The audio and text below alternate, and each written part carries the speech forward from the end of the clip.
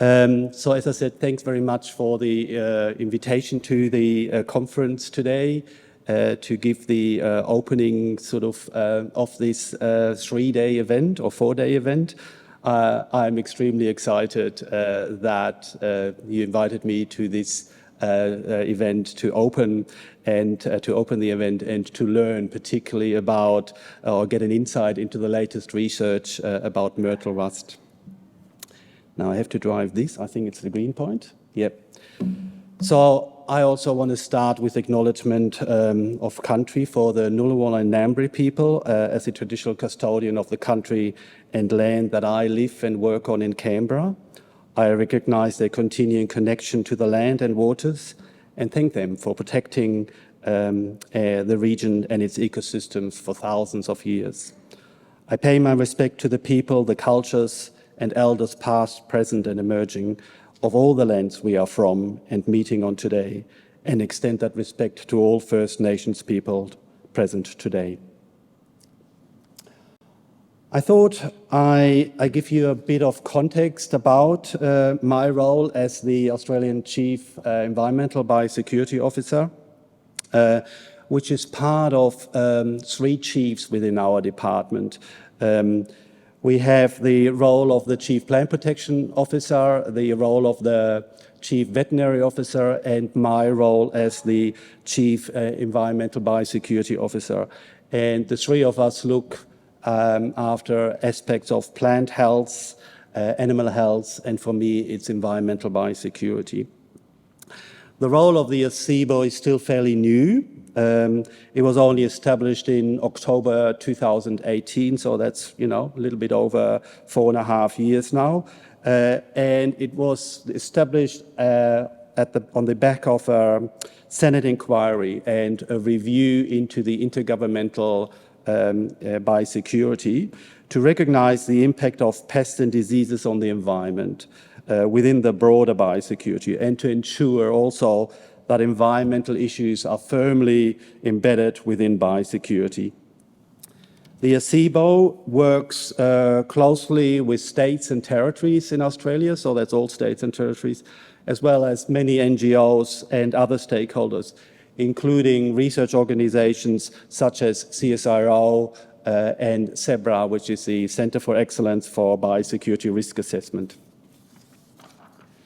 The office works particularly closely with the Threatened Species Commissioner within the Department of Climate Change, Energy, Environment and Water, DQ, as well as other areas within that department, as well as the Department of Health, and particularly on a One Health approach that was established under the COVID situation that areas dealing with biosecurity have to work closer together. The ACEBO is also the national notification point for exotic environmental pests and diseases, detections and responses at the border in particular.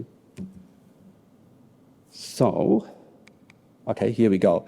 So now if we quickly look into what actually the definition is on environmental biosecurity, and the working definition for it is at the moment that environmental biosecurity is the management of risks to the natural environment, indigenous cultural heritage, and to social amenities from pests, weeds and diseases that are entering, emerging, establishing or spreading in Australia. So the core of the ACEBO's responsibility is really is at the pre-border and at the border and focuses on exotic pests and weeds and diseases that come into this country. But the ACEBO is also plays a role at post-border and is in the space of established weeds, pests and diseases, particularly where it is in the national interest. The usual definition or the usual aspect in Australia is that once it is in the country, the states, the jurisdictions and landholders have responsibility for managing weeds, pests and diseases on their land. But the federal government still plays a role in terms of coordination, providing research and national leadership where, as I said, it is in the national interest. The development of the Exotic Environmental Priority List, shortly EPEL, is one of those examples that shows what we do in the exotic space. The EPEL, so the Exotic Environment Priority List, has 168 species on it, and they are divided into 8 biological groups.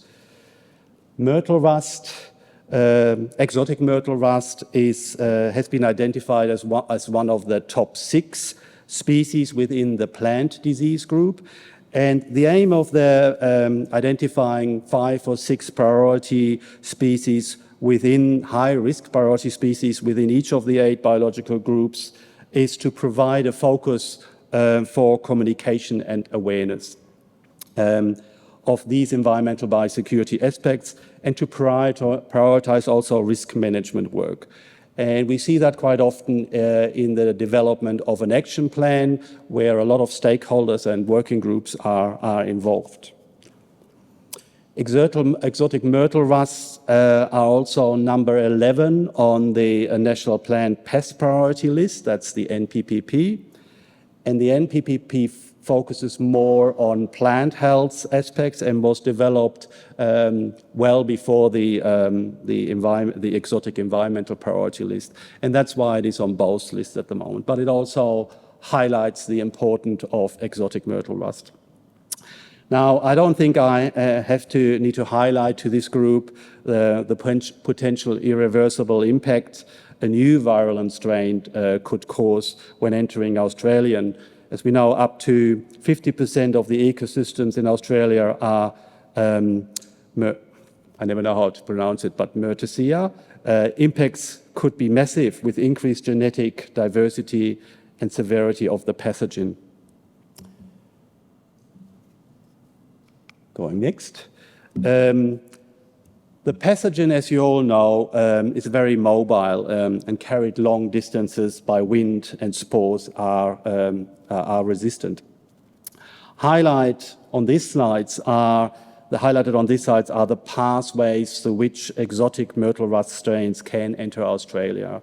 And we have aspects like cut flower trade, as we importing cut flowers from overseas, nursery trade and hitchhiker vectors, imported timber and possible wood products, but also viable spores can be on clothing and personal effects following visits in rust-affected plantations.